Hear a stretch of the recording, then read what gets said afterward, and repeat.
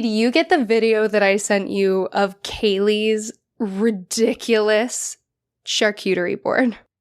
Wait, I actually don't think I did. Well, no, let me rephrase that. I'm 100% sure you sent me this. I'm also 97% sure that I just missed it. It's in our group chat for whenever you're ready. Kaylee, who considers charcuterie boards a hobby, which is my favorite thing. Oh my god. It has a pull-out drawer inside of it with all the little utensils for a cheese board. You guys, well, I don't know, maybe we'll share a picture of this. This is the most beautiful charcuterie board. I mean, what is that? Is that mozzarella with basil folded into it? Okay, yes, she did a charcuterie board for everyone, and then she did a little side one for me that was dairy and gluten-free. Did you know I actually knew that was happening because she was texting me on the side trying to figure out what cheeses were your favorites before you couldn't have cheese anymore because she knew about this vegan cheese shop. So we were talking about like, okay, well, she would probably like this, but this kind of thing with, well, you got to get this texture to match with this texture. And that was fun. I felt so loved. I have so much fake cheese now, and it tastes like cheese. Honestly, this cheese shop really is spectacular. The texture is slightly weird, but the cheese actually tastes right, and that is so rare. Yeah. And we did a Hocus Pocus double feature with friends. How's the new Hocus Pocus? Not as fun as the original? Okay. I'm glad we did it as a double feature. We had a friend there who hadn't seen it before, so we put a big lipstick V on his forehead. Adorable. Okay. Anyone, I'm not going to spoil what happens, but I am going to comment on the film. So if you don't want to hear that at all before you watch it, just skip like a minute or two. Tracy, you have to deal with this because always. My problem with it is that Hocus Pocus 1 campy. It's awesome. They committed to the story they were telling, and it is campy. Hocus Pocus 2 was fan service at the expense of everything else. Okay. So they were commenting on the jokes that they were making while they were making it, which goes along with my larger theme right now of like, if you virtue signal in your work, in your writing, you are cheating the audience out of the opportunity to actually consume what you are making. That kind of is a good tie-in to, even though I haven't seen it yet, and I might never, Don't Worry, Darling. That's a lot of people's complaint about that movie. Well, one of kind of many. Yeah, I haven't seen it, but I have also heard that. I think about this a lot because of the nature of our work, because we write and then we read our writing in our own voices. And so I think it is very difficult for people to understand us as writers who write other perspectives that are different from our own, which we do very often. Very often. And I think people sometimes can forget that by the nature of our medium, of course. But the Sanderson sisters are villains. They're great because they're great villains. And when you're trying to comment on your own understanding of villainy and separate yourself, like, I'm not endorsing their badness while you're making them bad, you're cheating the villain. Just make a bad villain. Just make it bad. Yeah. Okay. Interesting. I'm still going to watch it, but... You should. I think 100% you should. It also, this film is so obviously coming on the back end of that, Women's March led to a lot of witch content being created, books, films, and we're in that publication cycle of it existing in the world now. This movie is so clearly influenced by everyone's fascination with witches and witches kind of being good. And it is also so clearly influenced by TikTok. Really? Ooh, yeah. That's interesting. So, everyone, if you skipped, welcome back. Hi, I'm Rowan Hall. Hi, I'm Tracy Harrison. And this is Willing and Fable, the podcast that brings you original retellings and in-depth research on the history, mystery, and mythology that makes the world so fascinating. Each week, we research a topic from history or mythology, and then we write an original story to go along with that topic. So if you'd like to support the show, check out our website, willingandfable.com, where we have some merch, recommendations, and you can see our faces, learn about the rest of the team that makes the show possible. Lots of fun information for you over there. And a giant thank you to our patrons. You allow us to pay the people who work with Willing and Fable. We're not fancy, but it is important to us that artists are paid.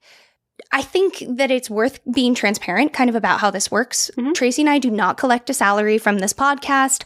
All of the money that we make goes right back into collaborating with exceptional artists and bringing you great stories. So if you like what we do, consider becoming a patron at patreon.com/willingandfable. We appreciate you joining us. Or you can sit in the basement of an old, decrepit building with a whiteboard in front of you and as much red string as you can carry and solve a mystery of your own. Mm. But no matter what, we're happy to have you here today. I have a ton of red string in my house. I have 3 baskets of yarn behind me, so. Oh yes, mine is yarn also. Yeah, always. If it's not yarn, it's embroidery floss. Because I hyperfixate on hobbies every couple months.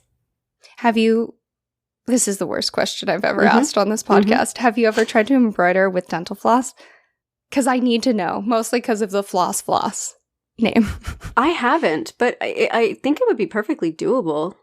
Hey, embroiderers, write in, tell us, answer the important questions I have about your craft. You can also support the show by, as we say, supporting the people who support us. Normally we ask if you're thinking about your holiday shopping right now, but you know what? Forget everyone else. Be the villain that this year promised you could be. Think about yourself. Do you want an advent calendar for this Christmas? If so, head over to Greenleaf Geek for the adventure calendars, which are TTRPG-themed advent calendars. Last year they sold out, so we really can't emphasize enough that you need to head over there as soon as possible so that you can get your adventure calendar and open up a tiny little present every single day. Tracy and I are getting 2, and we will not be regifting them. No, nor revealing what's in them. No, that was part of the deal, actually. You guys can learn as we learn at Christmas, but not before. So, for yourself, we highly advocate, of course, for another TTRPG lover in your life. Shop advent calendars at Greenleaf Geek. Use our special code for this special event. It's Fable Advent. That's FableAdvent, no spaces, to get $5 off your order. And when you shop the rest of the store, use the code FABLE, that's FABLE, for 10% off your order. Some restrictions apply. Like last week, before we go into today's episode, a quick content warning. The episode will include much discussion of death, drowning, and suicide, and some of the people in this true and morbid history are quite young. Listener discretion is, as always, advised. So, this is part 2 of our little mini-series on the unknown woman of the Seine. If you haven't listened to part 1, back up, rejoin us when you're finished. Sorry, it's a requirement, actually. Yeah. It's like in college, you need to take the 101 before you take the 102. Do yourself a favor. Go listen to the 101, aka episode 93. But it's going to be like the 101 class where like the teacher is really cool and they know it's a required 101 class, so not everybody is majoring in this. I like to think that I'm aware that not everybody is majoring in death in life. I thought you were going to go with history and mythology, so when you said not everyone's majoring in death, it did throw me. You know, I think everyone who listens to our podcast has chosen for their life to at least minor in history and mythology. Like, this is at least a minor interest for them. I just thrust death upon us for the Halloween season. It's spooky season. It's time to talk about a little bit of death. So, a quick recap. If you, like me, have the memory of a hamster. Or me, like a little goldfish. One day, Quite like many days before and like many days after, an unknown woman was pulled from the Seine and brought to the Paris morgue for display. She was particularly beautiful, and this garnered the attention of quite the crowd. She was so beautiful, in fact, that the physician who performed her autopsy, or maybe a medical assistant, or perhaps an attendant of the mortuary, anyway, a man with some power was so taken with her delicate, serene smile that he immediately ordered a plaster cast to be made of her face. Not one of the thousands of people who came to see her body could identify the beautiful girl, and she was buried in a pauper's grave.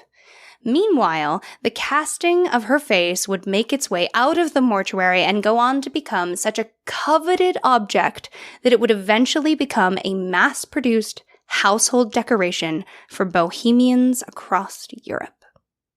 The other big thing that you mentioned at the top of last week's episode that we haven't explained yet is you say this is the most kissed woman in the world, and that you and me and most of our listeners either have or know someone who has kissed her.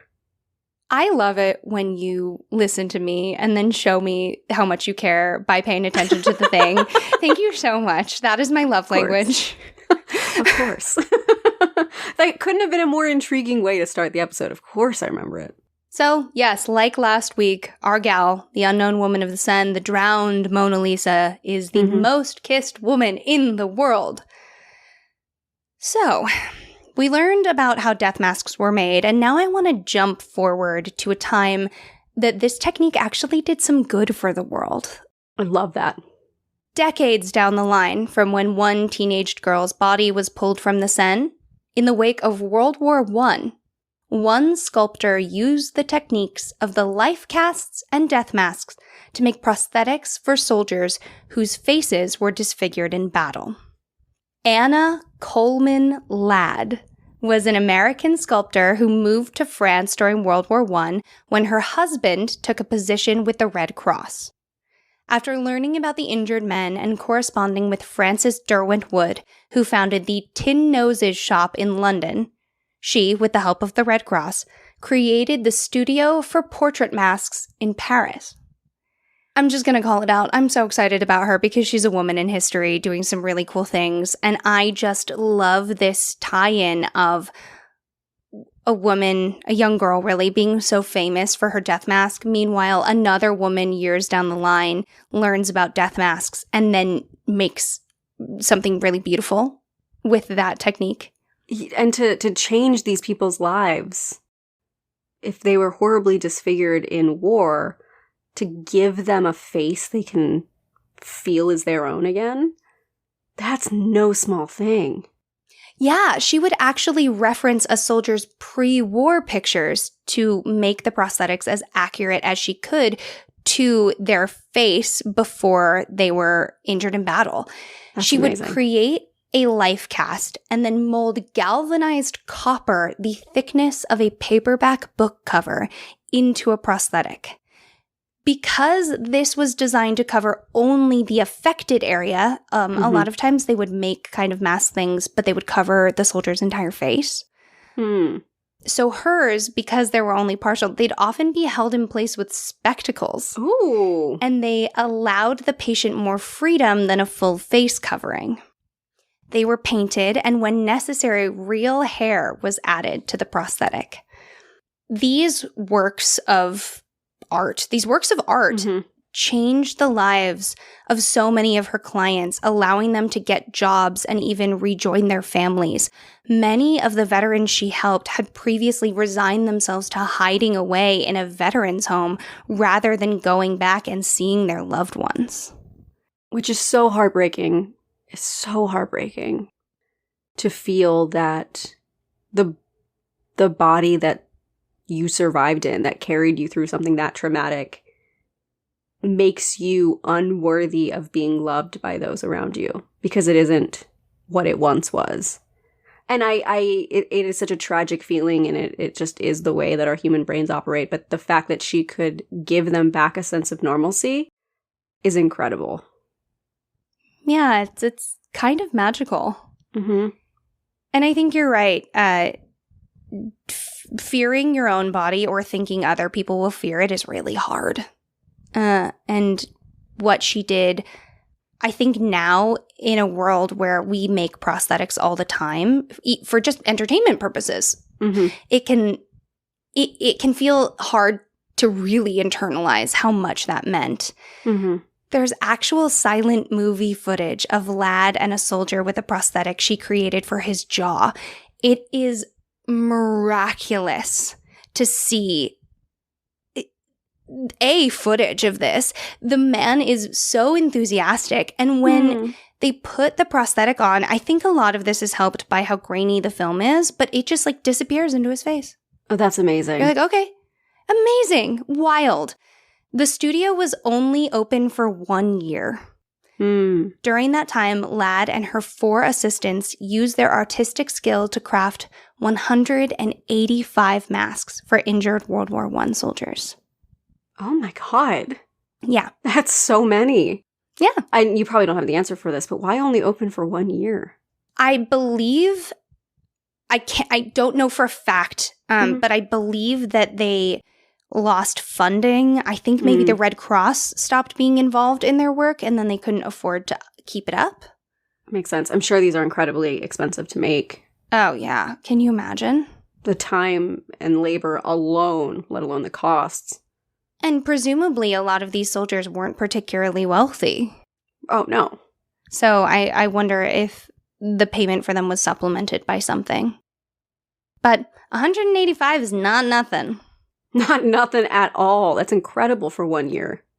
So a little bit of fun, hopeful goodness. Let us circle back to L'Inconnu de la Seine.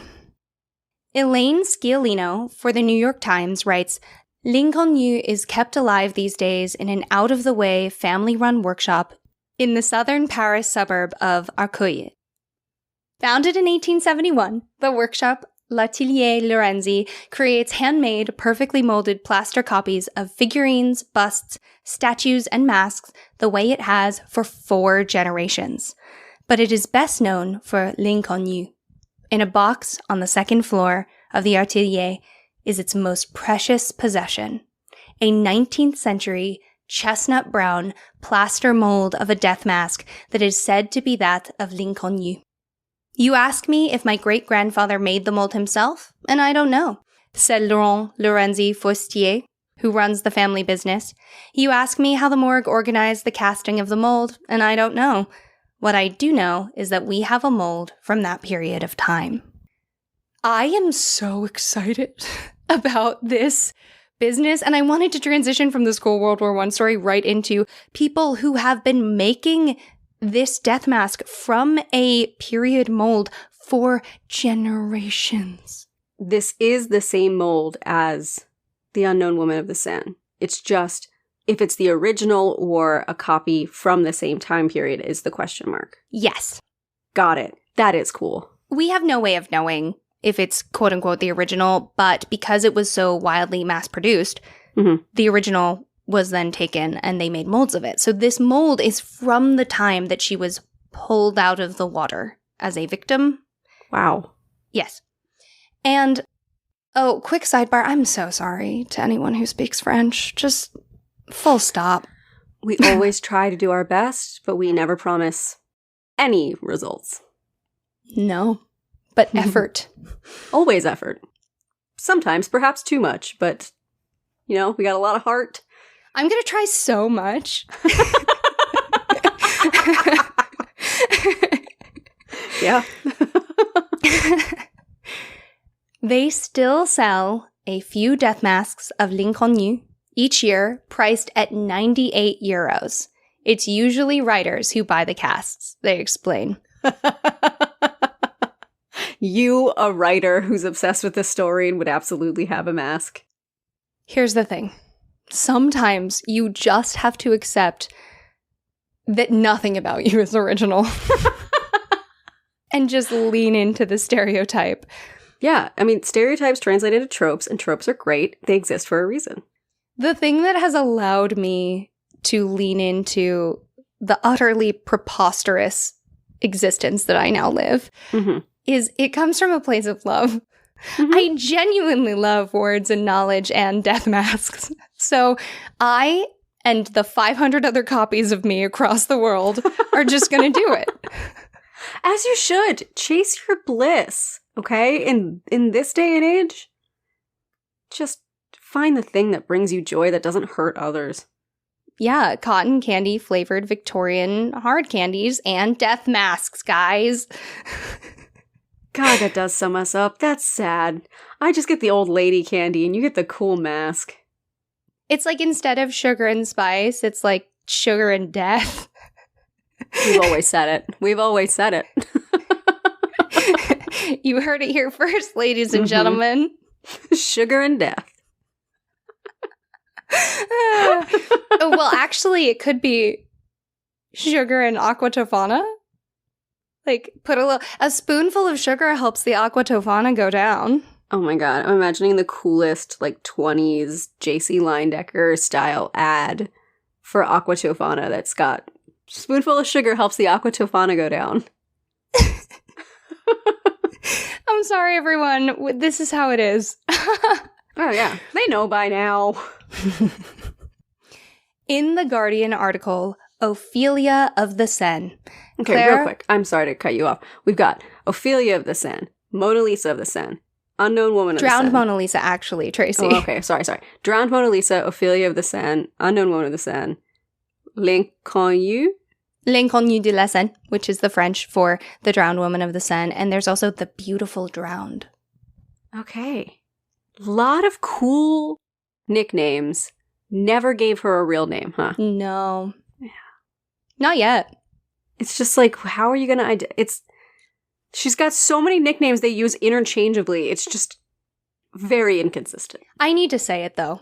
If I were a dead body in the Paris morgue, and they were like, okay, here's your options, corpse. You can either be the French equivalent of Jane Doe, or you can be L'Inconnue de la Seine. I'd be like, yes, thank you. I will take that one, obviously. Yeah. I'd like to be the mystery, please. I would like to be the mystery, please. Thank you. Okay, sorry. In the Guardian article, Ophelia of the Seine. In the Guardian article, Ophelia of the Seine. Thank you, Tracy.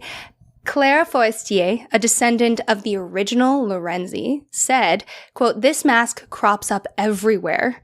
20 years ago, I was teaching drawing to students in a French beauty school. I walked into a classroom and saw there were 25 lacquered L'Inconnue faces hanging from the ceiling. They used them to practice makeup on or facial massage." Okay. It's so good. It's so... So from these were not made from this one store, right? It's that... No, they were just mass-produced. Because they're just so widely mass-produced, she could walk in and be like, oh, there she is, that woman whose mold I have back in my family shop. Makeup practice on this mask is so good. If you wrote it, they would not believe you. Yeah, it's true. It's true. It is... It's one of those things you don't think about the face of those kind of either mannequin heads or, you just assume some artist made the original by carving it and then they did the whole make a mold, make a slab, all that stuff. And to find out that it was from the corpse of a young woman, kind of shocking. But like in a sugar and death morbid way. Sugar and death. It reminds me of... I read Stiff by Mary Roach, great book. It talks about death and kind of culture now, but she talked to medical students who were, dealing with cadavers and how there is this element of humor you have to kind of almost protect yourself, but how that humor is never at the expense of the person who kindly donated their body for your use. And how they thank all of the bodies when they bury them and they talk to them and just this kind of weird culture that is born around that. And I just think that's so interesting. And that's not necessarily what's happening in this beauty school, but it is an extension of this wild death practice making its way into just practicality. And I wonder if they knew. she's become such a symbol, but who is she a symbol to outside of these sugar and death people? Right. Otherwise, she's just this generic face. To comfort, I think, some of our listeners, and we've discussed this a bit, but here's an expert opinion. Forestier says of the story behind the girl's death, look at her full, rounded cheeks, her smooth skin. There is simply no way the cast could have been taken from a corpse, and this is certainly not a drowned woman fished from the water. It would be impossible to take such a perfect face from a dead woman. Some casts taken from living faces are so clear, so detailed, that when you look at the eyelids, you can just see the eyeball's movement underneath. That's the case with L'Inconnue. So that goes to support the theory you mentioned last week, that she's not a drowned woman from the river at all, but a potentially living young woman who had a mold made of her, a life mask made of her face. Yeah, a model, a plaster company owner's daughter, could be any number of things. The idea of seeing the eyeball movement underneath someone's eyelids in a life mask is just like, does it get better than these details, my friends? That's like when you see these insanely amazing marble statues that have details down to the little veins. Yes. And actually, it was that detail that in some ways inspired my piece from last week, where this young man is saying, don't realize that you're dead, don't wake up, because as long as your eyes are closed and you don't know, then you can keep being alive. Like this idea that maybe her eyes were still tracking underneath. So, I have a story for you this week. A quick content warning. This story contains themes of body horror and also self-harm. I once knew a man with no face. I will tell you about him now. On the left bank of the Seine, there was a man renowned for creating the most lifelike death masks.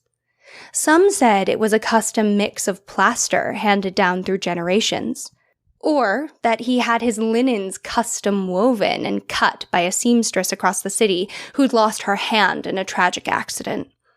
It all sounded as unlikely as it was, though his plaster recipe was very particular. He took me on to keep the books. That's the thing about artists. They're too busy working to do any of the work necessary to keep working. The man once told me he liked me because I had tough hands. Rare for someone who pushes paper to have strong hands, he said. He was right. My hands have lost something from wringing them now, I think. He paid me well, too well for the work, easy as it was. During my time, he cast dozens of death masks. He had an assistant that he called in every once in a while, but he never let the boy touch a single mask or face. The boy spoke to customers when the man was too sullen, or he mixed plaster and grease, cut linen, see, no one-handed weaver woman here, and learned the craft from as far away as the man could convince him to go in the small studio. In my professional opinion, he never charged enough for his work. It was impeccable. He captured every last wrinkle and hair, each quirk of the human condition. It didn't matter if a body arrived locked in an expression of horror. By the time his work was done, each mask looked as serene as if their very own mother had escorted them off to their final sleep. I often imagined he coaxed them into rest while he worked, perhaps singing a song or whispering soft words into their ears. When I first began working with the artist, I would stand on the opposite side of the door, listening to the sounds of his puttering at the bodies. He did not talk much, even to the living. But when the corpses would leave after casting, packed up and carted off to burial, he would say, "Rest in peace," as frankly as I would say, "Good morning." The man was as morbid as you might expect from someone who works with the dead. I learned later that his disposition was in great contrast to the rest of the cast of characters who cared for the corpses. The doctors, the delivery men, even those old widowers now delivering their lost love had more humor than he ever did. The man looked pained every waking moment of his life, as if each blink were a silent and agonizing cry. Not the moment of shut-eyed repose, oh no, being forced to look upon the living world again. Second after second was the trouble. One night, thinking I would have a little joke, I said, "Rest in peace," when I departed for the evening. I cast him a wave and turned around, my face already breaking out in an impish grin. I was acquiring the dark humor of the death workers. He said nothing, only nodded. But I saw a twisting of his brow, the pursing of his lips, as if he were flinching away from a sharp smack. I did not try to joke with the man again. I quite liked this studio, I'll tell you. I don't say that often because it's not something one ought to say now, but it was magnificent. There were so many faces hung upon the walls, at all levels, from floor to ceiling. With each client he worked, the artist always cast one mask for himself to keep. That was part of his rate, built into the contract I wrote.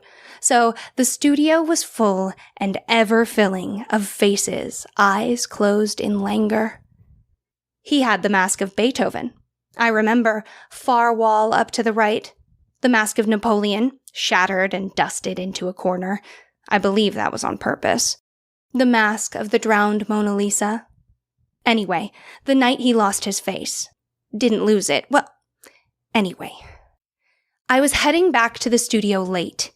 He didn't care much when I worked, as long as I got everything done. I'd taken the afternoon off to escort my Madeleine to coffee. So I came back that night after dark. The studio light was on, so I called when I came in and sat. "Hello, sir. I'll just be finishing up some filing for the night." He did not answer me, which was not uncommon, so I went right to work. Sorting the papers hardly took me a moment. I stood to go, thinking I would pop into the studio for a quick farewell, perhaps offer to boil him some tea before making my way home. He was not in the main room. The lamp was lit, but he was nowhere to be found. A body lay in the chair. A dentist's chair, wouldn't you know. Holds a corpse perfectly. The body of a man was in the chair, face encased and drying. It was an uneasy sight. I never did get accustomed to that. I always felt the urge to save them from suffocation, and was then horrified to touch a person so cold and sour. I made my way in, ducking underneath the fresh herbs that hung from the ceiling to keep the smell at bay. A miasma, he would say superstitiously. I was thinking he might be in the little shed, cutting the excess off a few of the recently cured masks while he waited for the gentleman in the chair to dry. It was winter, after the Christmas holiday, and we were nearly backed up with bodies. People love to make it through Christmas and pass before New Year's. When I stepped further into the room, I could see him very suddenly in the dark corner. He was standing somewhat hunched and fiddling with a tool. "Sir," he turned to me then, a wide white moon in the flickering lamplight.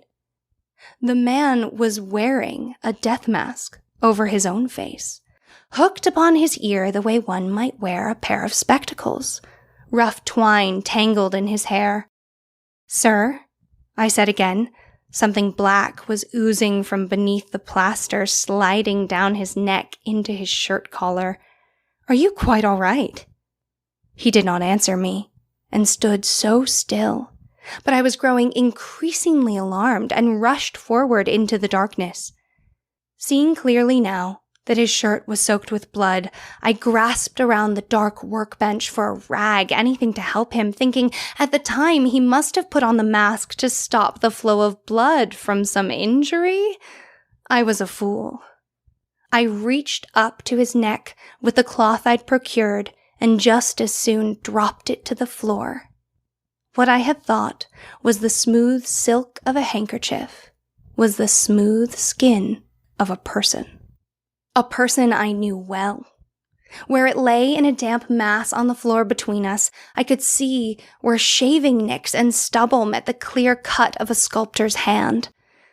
Around in a perfect circle, ragged only where anatomy demanded, the eyes were neat holes, I remember. I gasped, perhaps shouted, and stepped back, hearing the familiar shattering of a mask crunching beneath my foot. All around me there were masks sitting like bowls on every surface, each tied with twine and imprinted with the ink blot stain of blood. impressed like some savage glue. Just as quickly as I stepped back, I felt myself lurch forward. Even still, despite all evidence to the contrary, I could not imagine a man harming himself in this way, and at the sight of so much blood felt compelled to save him from an unseen enemy. I grabbed at the mask on the man's face before he could stop me. His hands were slow and shaking, though he was sturdy on his feet. It came off with a soft suck. Holding the death mask in my hand, I looked upon him. The artist standing before me looked so much more like a cadaver than any corpse in the studio ever had.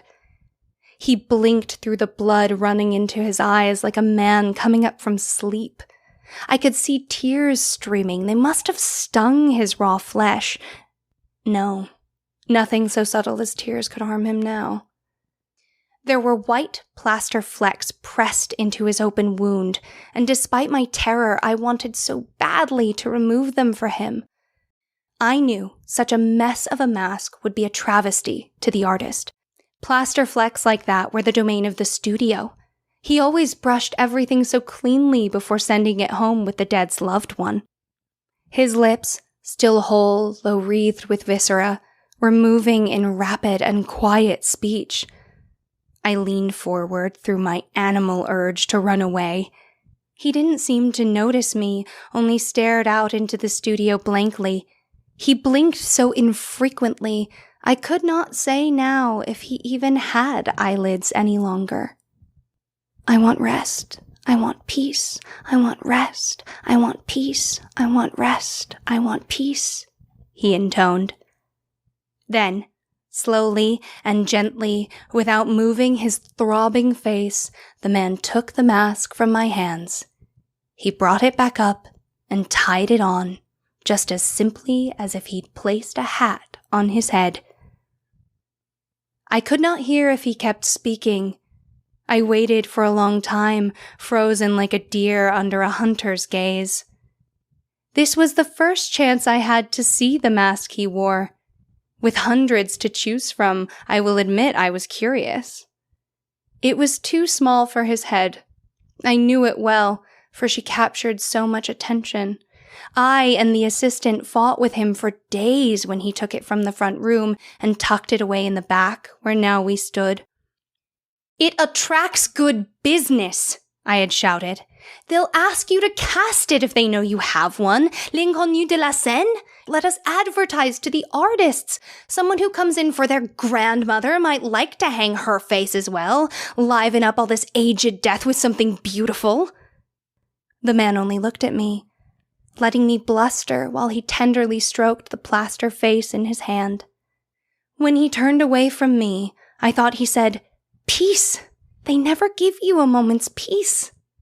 At the time, I thought he was begging for peace for himself, from my frustration.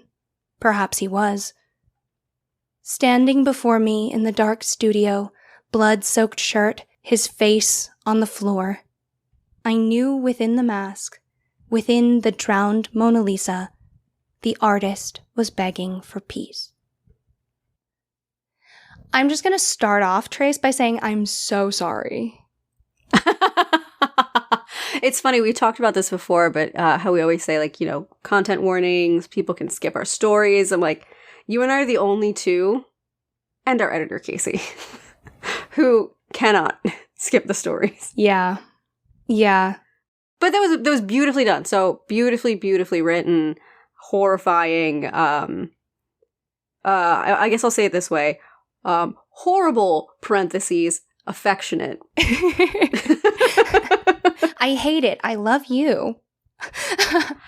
I hate it, but that means you did a good job. I wrote and scrapped so many pieces for this episode. Really? Fully wrote and scrapped. One, I landed on this one because it's Halloween. It's October. I want us to have horror, and it is a horror, this story, in a lot of ways. And because we're talking so much about this woman who was distilled down into only her face. And then I got down this path of getting to actually learn about people who make death masks and have been from that time and still do make castings of L'Inconnu. I wanted a man who wanted no face. And you got it. And you did it. And it was horrible in a very spooky way. I had another story that I didn't fully write out. I scrapped it earlier. That was a dinner party. And all these rich Victorians would go wearing death masks of famous people. Ooh. And that was the party. And the woman who was the drowned woman at the party stepped away to go use the bathroom. And the man who in my story had the death mask of the Ripper, even though we don't know who Jack the Ripper was, it's my story. Right. He followed her out and he drowned her in the bathroom and took off the mask to kind of like see what he'd done. And then he took off his mask and kind of in the last moments of her life, she commented on how the mask he was wearing and the face underneath were exactly the same. Oh, okay. You might have to write that someday because that sounds really good. So masks, man. We could talk for hours about masks and their function in story, their function in reality, the way people behave with a mask versus without. I mean, it's really interesting. Yeah. And so much of this story is an obsession with beautiful victims. It's talked a lot about in the true crime community, but everyone loves a pretty dead girl. Specifically, a pretty dead white girl, bonus points if she's blonde. And young, blonde, pretty white women are the quote-unquote most dead. Yes, exactly. And that'll end up on the news. And then so many victims, especially people of color, no one will ever hear about. And L'Inconnu is this idealized victim because she suffered, but maybe didn't suffer. Maybe it was okay. Well, we don't see the suffering. We don't see the evidence of it. So it's not grotesque to us. It's beautiful. Yeah. And Ophelia of the Seine is a great name for her because people who love the art of the drowned Ophelia would probably love this story. It's me. I'm people. It's me. I'm people. So, talking about masks, I actually titled this section Mask of the Muse. Ooh. Because I think I'm funny at 3 a.m. For The Savage God, A Study of Suicide, Al Alvarez writes, during the 1920s and early 30s, all over the continent, nearly every student of sensibility had a plaster cast of her death mask. So we are forward in time now. Yeah. Apparently, it was a 1926 catalog of death masks that gave her the immortal name L'Inconnu de la Seine. Could you just order a death mask from a catalog? Interesting. It's a catalog of death masks. I had read this like a catalog, like cataloging, not a catalog to buy, but I genuinely do not know the answer in this case. I presume you could order her. You can order her online now. Well, I mean, that it's, during the 20s and 30s, every student of sensibility had a plaster cast of her death mask. There had to be a way to get them. Now I'm curious. Do you think she was in like the Sears catalog? That's dark. I don't think Sears would get that dark. But it sounds like there may have been a catalog of death masks. Trying to see if her death mask is on Amazon. Okay, after a brief bit of Googling, very brief, I think your interpretation is correct, Rowan, that it's just... here is the information of all of our death masks, not my pipe dream of... here are all the death masks you can buy. While Tracy was doing that, I was trying to see if you could order her death mask off Amazon. I don't think you can, actually. I'm shocked. I am genuinely shocked. Go support a small business. Museum archivist Hélène Pinet, who works at Paris's Rodin Museum, told The Guardian, quote, "The name transcended the mask itself.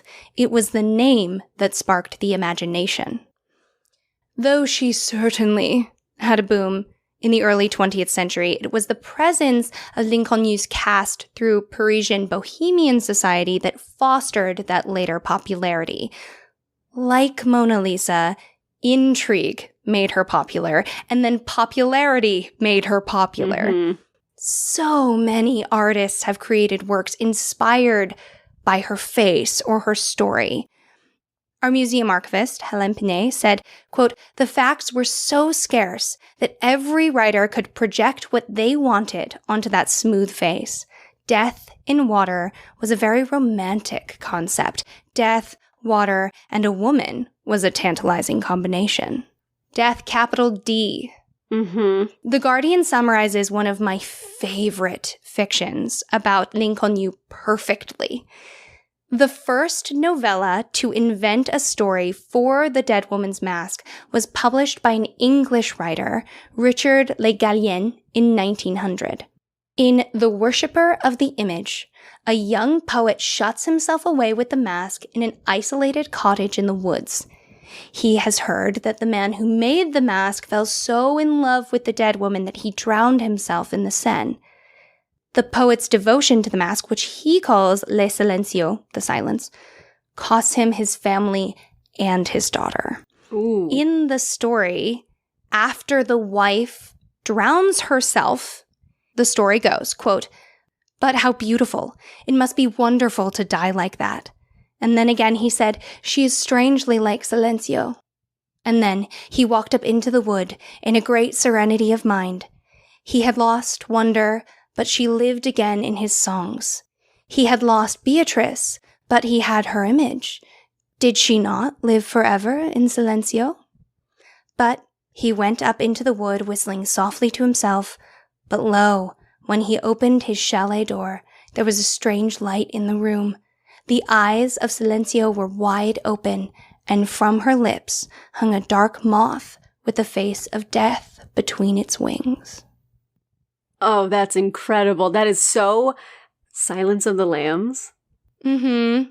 Oh my god, that's so good. It's the exact cover image of Silence of the Lambs. Mm-hmm. The idea being that when she opened her mouth to speak, it was just a moth. Meanwhile, German poet Rilke first saw this death mask while he was acting as a private secretary for Auguste Rodin. I didn't even know that was a thing. No, I didn't either. Rilke wrote, quote, "The face of the young woman, which was cast in the morgue because it was beautiful, because it smiled so deceptively, as though it knew." One of my absolute favorite pieces that I cannot find in its entirety, much to my great chagrin, across the entire expanse of the internet, was written by poet Jules Superville. Sorry, Jules, if that's not how you say that name. Then you should come out of the woodwork and tell us, and then also give us the whole poem. Yeah, come out, you coward. Give me your poem. In his piece, L'Inconnu de la Seine, he writes from the point of view of a 19-year-old drowned woman. He writes, quote, "She traveled, not knowing that on her face shone a trembling smile, far more unremitting than the smile of the living, which is always at the mercy of whatever may come." But, here's the kicker. In this poem, she doesn't want to follow the rules that dictate that to live, she must stay at the bottom of the water. She wants to, quote, "finally die for good." So she swims to the surface and suffocates. Oh. It kind of sounds like the implication is that she's not a human. I don't know. I can't find the poem in its entirety. But also there's that idea of, well, maybe if she's under the water, she hasn't drowned yet. Right. And it's only until you come back up that you realize you've drowned. Ugh! Okay. Now, this is self-indulgent for Rowan. Love it. As is this entire two-part series, let's be honest. In his 1934 poem, L'Inconnu de la Seine, yes, they all titled their poems the same thing. Vladimir Nabokov writes, and here I have an entire poem for you. Okay. Oh, I'm excited. Urging on this life's denouement, loving nothing upon this earth, I keep staring at the white mask of your lifeless face. Strings vibrating and endlessly dying, with the voice of your beauty call. Amidst pale crowds of drowned young maidens, you're the palest and sweetest of all. In your music at least linger with me, your lot was chary of bliss. O reply with posthumous half-smile of your charmed gypsum lips. Immobile and convex the eyelids, thickly matted lashes, reply, can this be forever, forever? Ah, the way they could glance, those eyes. Touching frail young shoulders, the black cross of a woolen shawl, the street lights, the wind, the night clouds, the harsh river dappled with dark. Who was he, I beseech you, tell me, your mysterious seducer? Was he some neighbor's curly-locked nephew of the loud tie and gold-capped tooth? Or a client of star-dusted heavens, friend of bottle, billiards, and dice? The same sort of accursed man of pleasure and bankrupt dreamer as I. And right now, his whole body heaving, he, like me, on the edge of his bed, in a black world long empty, sits staring at a white mask. Nabokov really said screw you to the rhyme scheme and the meter. Yes. Was it originally written in English? You know, he was a Russian man. This is the most popular translation, I guess. Right. I do not know. I'm really here for the second to last verse. Or a client of star-dusted heavens, friend of bottle, billiards, and dice, the same sort of accursed man of pleasure and bankrupt dreamer as I. Yeah. God, I love poetry. I love poetry. It's so good. Now, I quite like this poem, I will say, because A, I love Nabokov's prose, and it gives me a chuckle that he just said nope to all the rules, if he did. B, it is interesting that the author of Lolita, one of the most famous, I would say, horror books told from the perspective of a main character who is a pedophile. Oh, yeah. Real quick, just to touch on Lolita, it is meant to be horrifying and uncomfortable. I would describe it as a psychological horror. Mm-hmm. That is what Lolita is, and the people who read it and don't get that out of it concern me. They concern me too, and I think, first of all, Lolita is beautifully written. Nabokov writes very poetically, and that is the ultimate trick of the book, to have the sentences be so beautiful and have the main character whose brain you are forced to occupy be so foul. Mm-hmm. Anyway, it's interesting that he wrote Lolita. Meanwhile, L'Inconnu could not have been more than 19, and people ignore that all the time. Right. I also, and this is another for Rowan moment, I found portions of a 1992 essay by D. Barton Johnson called L'Inconnu de la Seine and Nabokov's Naiads. It's like a SEO tailored for you to click on. Ah! Yes. Oh my God. Oh my God. I did click it. And to quote part of it, only part for you, my friends, quote, the figure of the drowned woman occurs throughout Nabokov's work, beginning as the stock Russian folklore figure, the Rusalka. The image evolves into L'Inconnu and finally into Shakespeare's Ophelia. The introduction of these three images very approximately coincides with the three stages of Nabokov's creative life: the Rusalka with the Russian period, the L'Inconnu with the continental stage, and Ophelia with the Anglo-American. A through line from Rusalka to L'Inconnu does so much for me. Well, ending there in Ophelia, which also I know you love Hamlet, so really it's just perfectly tailored for you. I'm beginning to realize that there is somewhat of a theme that I have revealed to, I suppose, myself and the listeners. Drowning and like watery women, just, I don't know. Yeah. Meanwhile, I was chatting with my mother the other day, and she said, I'm just so fascinated with drowning, in reference to L'Inconnu. So I come by it honestly, but absolutely, how interesting to have that essay did what we always do, which is just connect so many stories, these themes that people constantly reach for. Man Ray, Louis Aragon, Picasso, Giacometti, playwrights, filmmakers, so many artists mused over this death mask over the years. I imagine there may have been some women in there, but this did not occur at a time when women were quite as revered for their artistic works in Bohemian society.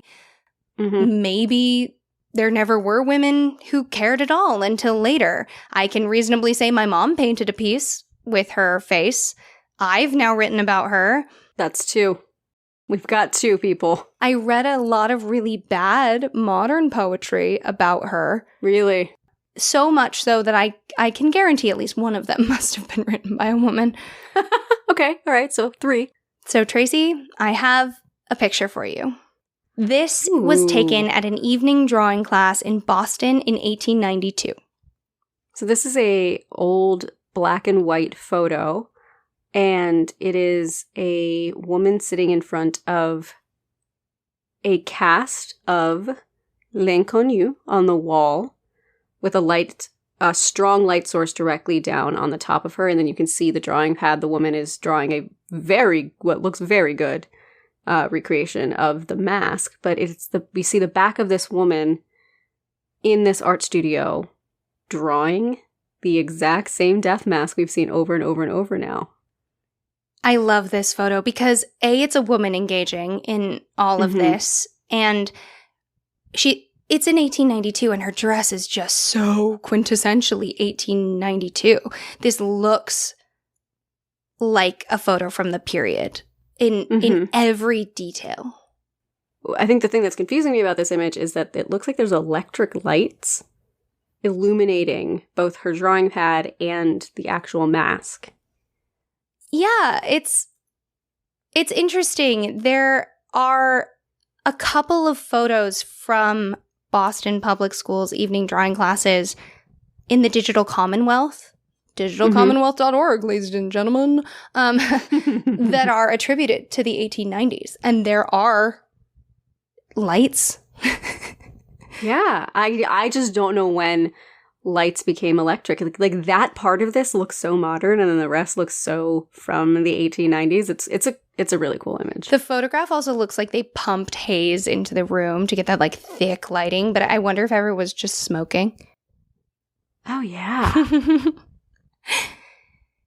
It wasn't just artists who were inspired by The Unknown Woman of the Seine. Again, to quote The Savage God, A Study of Suicide by Al Alvarez, quote, I am told that a whole generation of German girls modeled their looks on her.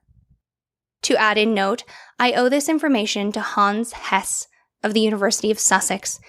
He suggests that the Inconnu became the erotic ideal of the period, as Bardot was for the 1950s. He thinks that German actresses like Elisabeth Bergner modeled themselves on her. She was finally displaced as a paradigm by Greta Garbo. I fully believe that.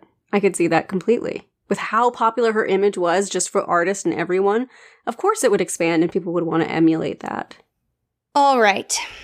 Now we're going to really talk about why you've kissed her. I hope everybody's been thinking this whole time and going like, I've never been in a house that has her face hung on the wall. I hope that that's the vein everyone's taking. Or they did a nice little Google search. Allow me to introduce you to the team who made that reality possible.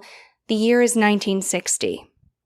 Asmund Lirdal was a Norwegian toy maker who recently rescued his son from drowning. But this is just a coincidence. Actually, he's been contracted by a group of anesthesiologists and Austrian doctor Peter Safar, the man who just developed the basics of cardiopulmonary resuscitation, or CPR. If Dr. Safar wants his technique to make it to the masses, he needs help. Laerdal knows that a dummy is the best way for people to practice this new life-saving technique. He wanted a female doll, believing, I think correctly, that men wouldn't want to practice mouth-to-mouth on a male dummy. Perhaps the reason he was chosen for this project was because Laerdal had famously created the Anne doll out of the malleable substance that only 1 decade before entered mass production: plastic. In Norway, this Anne doll was once, quote, toy of the year with sleeping eyes and natural hair. Then, he saw the death mask of L'Inconnue in the home of a relative. She looked so serene and unintimidating, so he adapted her death mask to have an open mouth and nostrils, and thus Recessa Anne, or CPR Annie, was born. So, if you've ever been taught how to do CPR, the chances are incredibly likely that you have kissed our unknown woman. They took this hundreds of years old death mask and used it to make CPR dummies? That they still make today. That they still make today? Yes. I did not know where this was going. I'm genuinely so floored. That, again, it feels like the kind of thing you would have someone sculpt. So it's like, oh, it's no one's actual face. We're going to sculpt it. Instead, they're like, nah, this mystery girl. But here's the thing. Her. It is no one's actual face. No one knows who she is. Yeah, it's... I don't know why that one got me, but this got me. Yeah. This got me good. The company still exists, the Laerdal Company, who makes Recessa Annie today. On their website, it says, quote, inspired by the young woman of the Seine, CPR Annie has become the symbol of life for millions of people around the world who have received training in modern techniques of resuscitation and for those whose lives have been saved from unnecessary death. They estimate that CPR has saved 2 million lives as of 2018. I mean, absolutely. Everyone should know how to do CPR. And if you're ever in an emergency situation, the best possible thing you can do is chest compressions. It doesn't matter if you do them badly, just keep doing them. It is genuinely the difference between life and death in most emergency scenarios. I didn't know that. Mm-hmm. Just chest compressions to the tune of Staying Alive. Staying alive.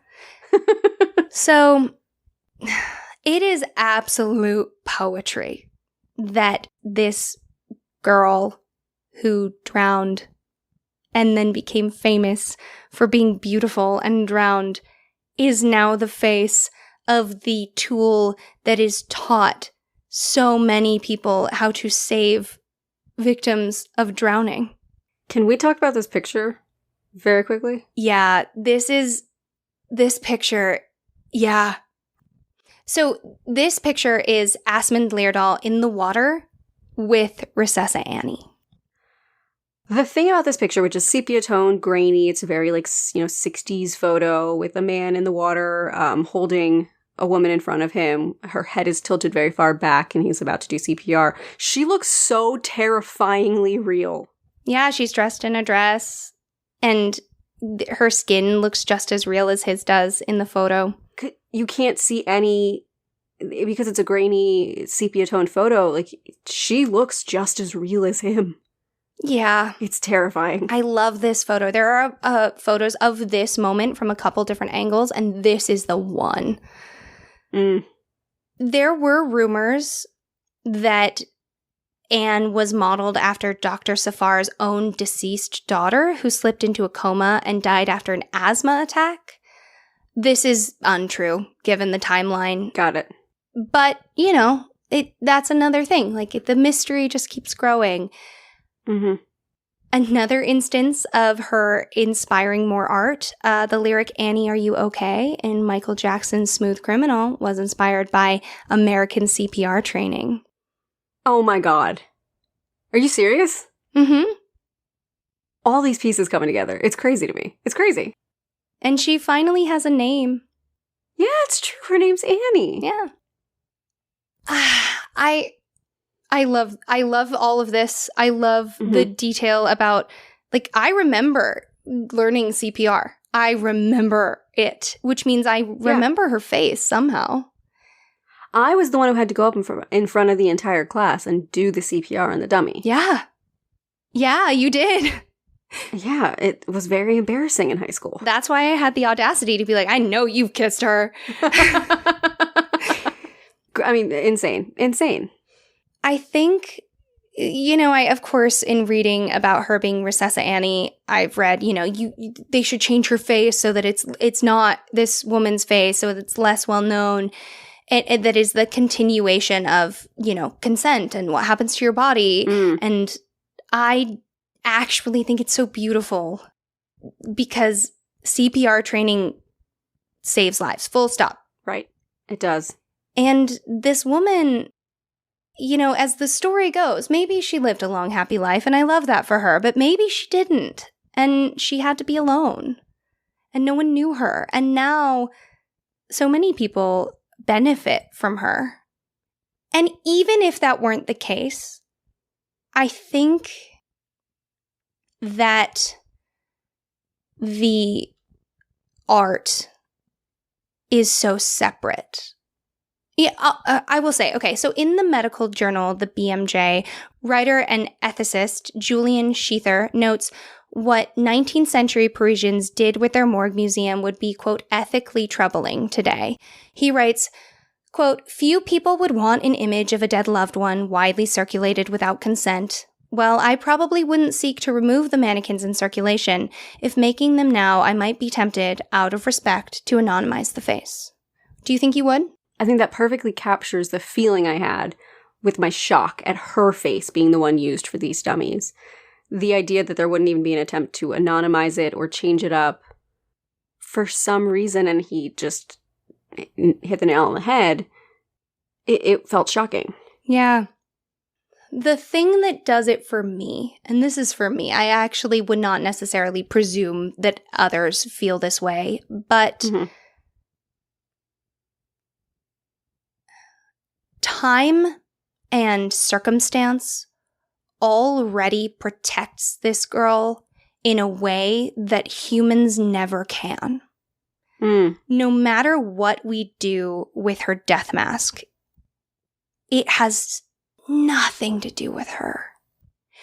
The girl who was alive. And that's actually why I, in my story, wanted to include in the first episode that this boy thinks about her being loved in life.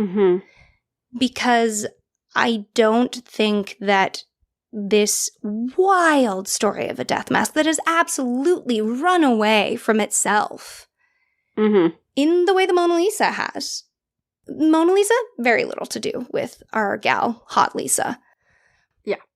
I think that it is so separate from her that no amount of imagining or poetry writing or CPR training can take away from the love or the tragedy or the daily nuance of her life.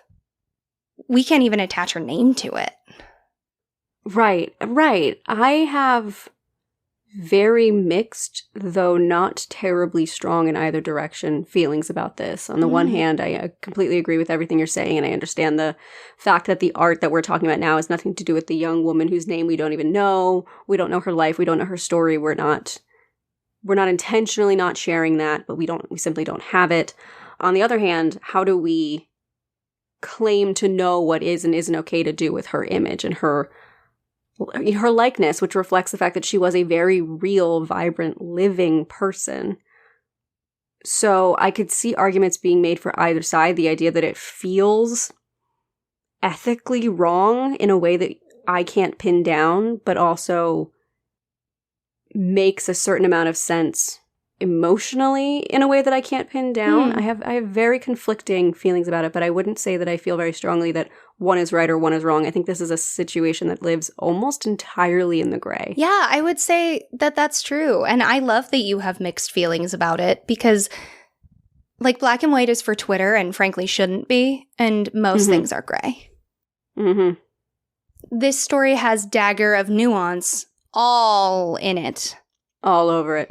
And, this story actually made me think of, this how do I feel about this ethically? One, I'm not precious about dead bodies. I respect dead bodies, and I'm very reverent about like bones and things. But I'm not precious about them in quite the same way. I hope my body could be of use one day, maybe, when it is no longer of use to me.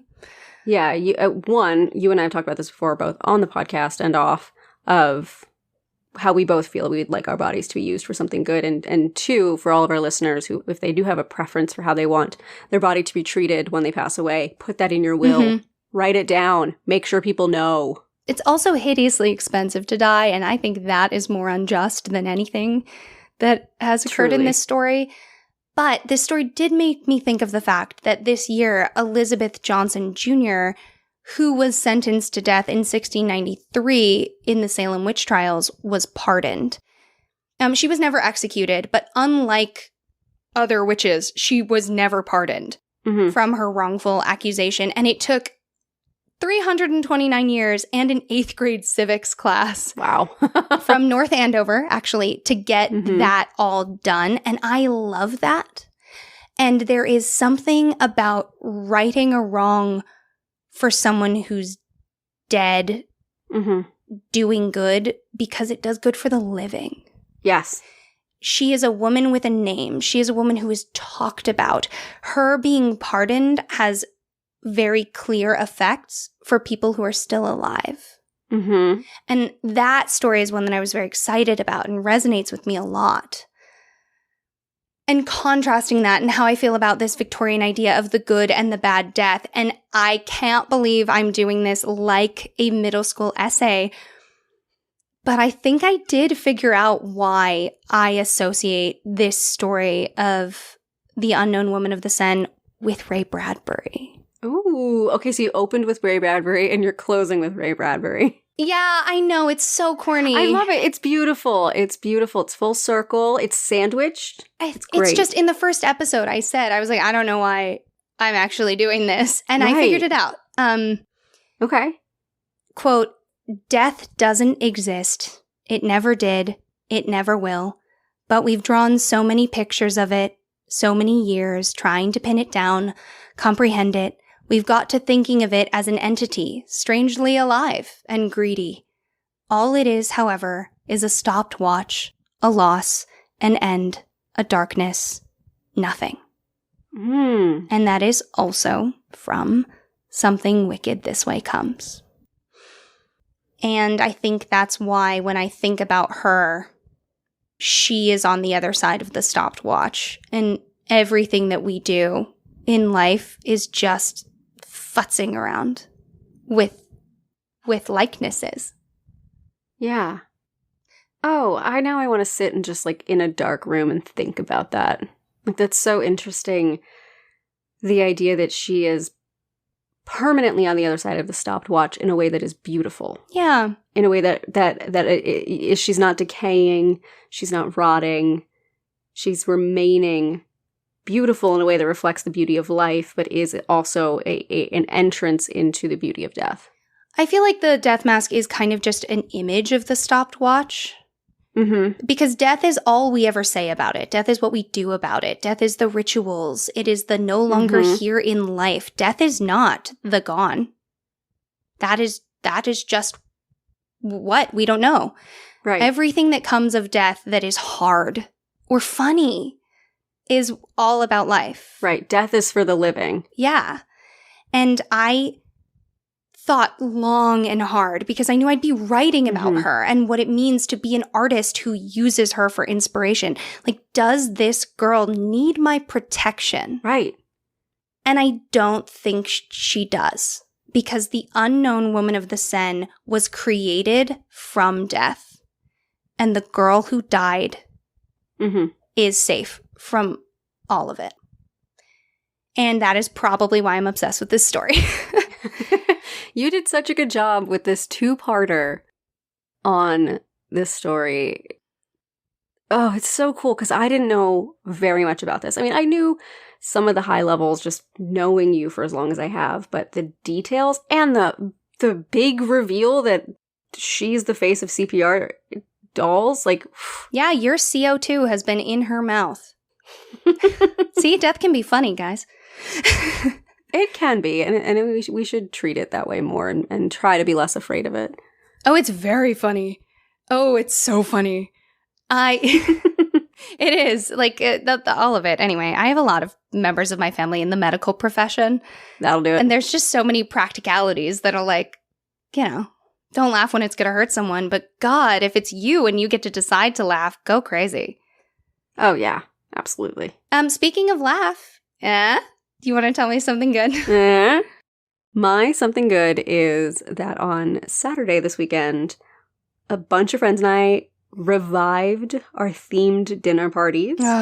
And yes, we had a Studio Ghibli themed dinner party as well as a housewarming for two of our friends in their beautiful townhouse that they're renting. And there was just a part of the night where a bunch of friends and I were standing in a circle having just eaten the most amazing food, and we were talking about the ways that people dream, whether they dream really vividly or just in images, or if they dream in color or black and white, if they can remember their dreams.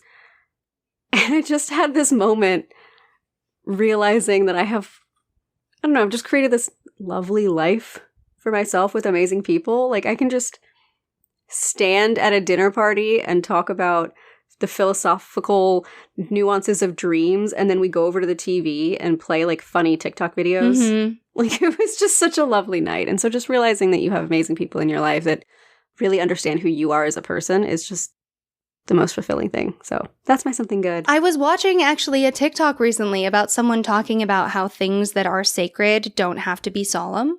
And that the idea of like going from like talking about dreams and having that be such a valuable moment among your friends and then still going and doing a silly thing, and how that is like there's something sacred about that, but it is not solemn. No, it was really, really rejuvenating in a way that I spent the whole next day just smiling. And I haven't felt that kind of just like lingering joy in a long time. So, okay, it's your turn. Tell me something good. My something good. I cried. Leah from Greenleaf Geek heard that I was having a rough go of it, as everyone knows. Yes. And she sent a care package to Kaylee's house when I didn't have an address. And I just got to go over to Kaylee's and open it up last night, and it ended up being just so perfect that it was delayed. And I just felt so loved. There are so many things in this box that are just so clearly Leah, like, thinking about me and being enthusiastic about it. Like this, okay. It had Earl Grey tea from Friday Afternoon Teas, who we love on this podcast. It's rainbow, it's glittery. I love this tea. Oh my God. She included an oracle deck I've never seen before called That Feeling When, and it's by this artist, Lisa Tula Penrose. I hope I said that right. And it's stunning. Oh my God. What you guys can't see is it's pale blue and purple with really beautiful text on it. It's so beautiful. And this huge box of D6s, which made me laugh because I'm playing so many TTRPGs right now that are all D6 systems, and they're bringing me so much joy. And these black rainbow sparkle dice from her. And then there are 2 books in there, and I can't believe this even exists in the world. It's The Golem and the Ginny by Helen Wecker. I hope I said that right. I wish we had known about that when we did our episode on. I didn't. We just did that combination, and for Leah too. That episode was for Leah. Oh my God. I need everyone to understand that Leah is not like someone that we've known for so long and is a best friend of ours and came on to sponsor. Leah came on as a sponsor because we reached out to her because we really genuinely, truly, honestly love her products, and just you've heard over the course of these few years of her being our sponsor how genuinely wonderful and amazing she is as a person, and the fact that she took the time to take care of you like that when she didn't have to in the slightest is why we love her. I want to go on record, like, this is not on our podcast because Leah is a sponsor. This is on our podcast because someone who I really care about did something really kind for me. And it was like so, the box was just filled with like, I see you. Yeah. And I wept. I kind of want to weep right now. Like, that makes my heart so full and so happy. Leah, there's a reason we say Leah represents everything good about the gaming community. There is a reason you've heard us say that so many times. Oh, and Trace, the little figurine that I showed you before we started recording, the little resin snake made by Leah from this care package sitting next to my mouse. Oh my God. Like, oh my God. Already integrated into my life. I like having little things to talk to while I'm working at my computer. This little snake. Mm-hmm. It just, anyway, lately, this podcast has resulted in a lot of people reaching out to us and talking to us, people we don't know very often, about things that we work very hard on and that matter a lot. Mm-hmm. Someone reached out and talked about how much the Aqua Tofana episode meant to them. And I sobbed. And it's very thrilling, I think, after all of this time, to see that this show is an extension of our community in the way that we wanted it to be when we were stuck at home during the pandemic and lonely. Yeah. This show, more than anything else, has taught me that when I really like something I'm consuming, I now take the time to tell the creator, even if I think there's not a chance the creator will ever see it. Mm-hmm. Because as the creator of something now, the times that people have taken the time to reach out to us on Instagram, on TikTok, on Twitter, in our email, however they do it, it always sticks with me for a really long time. It's not even just that it makes my day. It's something I'll think about for a long time and want to incorporate and want to find ways to reach other people and continue to grow that, because it just... A teacher said that they brought Tell Me Something Good into their classroom. Right. And like, what? That was buck wild to us. Mm-hmm. And... I mean, we've heard teachers have played us in their classrooms. We've heard, when we share really personal stories or we're really open, it has always resulted in people being very empathetic and understanding. And obviously we'll get, our share of people who are like, you're too mean to men too often.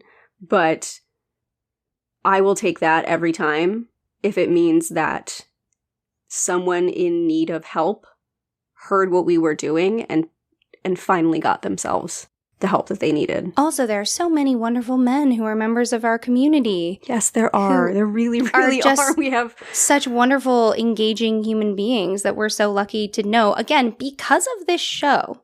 Mm-hmm. The interesting thing, I will just circle back, about Leah's care package is that over all of this strife is that I realized that in that relationship, I was not seen, and what I like about myself was not liked. Oh. And I didn't notice it because I thought that was the only option. Like, I just thought that was how it was supposed to be. Right. And now, in my life lately, so many people who I really love and admire have, I don't know if they've done it on purpose, have shown me that they see me and like me. Mm-hmm. So for Leah to not only be like, hey, you did this topic on your show, but to also be like, I know this Oracle deck's going to be cool for you. And I know that you're going to really enjoy playing with these dice. And writing such a thoughtful card. I see you and I like you is my new mission with people, because other people taught me how valuable that is. Yes. Yes, absolutely. I've gotten to the point where I'm the insane person who will run up to you in a Target just to tell you that you have the cutest dress on. Because I'm like, why would I keep that to myself at this point? And then I'll run away because I don't want you to feel uncomfortable. Which then also just makes it a very weird moment for you. But you still got told your dress was cute. Here's the thing. The best way to compliment someone without seeming like you want something from them is to already be gone by the time the compliment sinks in. You're like, I don't want anything from you. I'm not even stopping. This is for your edification. That's it. And if you don't like it, that's also okay. You don't have to do anything about it. I am gone. Mm-hmm. I think we did a show. We did it. You did such a good job. And thank you all for joining us. Please give someone a compliment today. And remember that stories grow with the telling. So if you like what we do, tell a friend. Or tell a foe.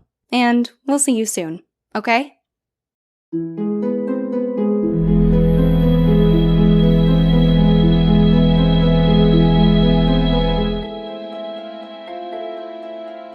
Thank you so much for joining us for the Willing and Fable podcast. This episode was written and produced by Tracy Harrison and Rowan Hall. That's me. Our logo is by Jamie Harrison, and our music is by Taylor Ash. If you ever want to watch or read what we're reading, head over to willingandfable.com for our show notes and custom merch, or find us at Willing and Fable on Instagram, Twitter, and TikTok to join the discussion. We hope you'll rate, review, and subscribe to our podcast using your favorite listening source. And check out Willing and Fable on Patreon, where we have more than a few surprises for you, including custom artwork, stories, and access to our secret Discord channel. And of course, join us next time for another round of original retellings and in-depth research on the history, mystery, and mythology that makes the world so fascinating.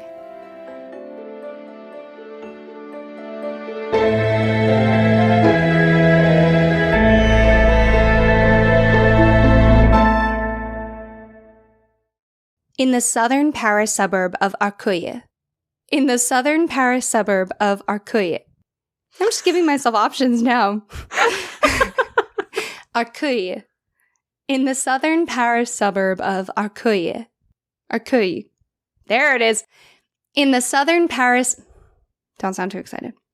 In the southern Paris... Sorry.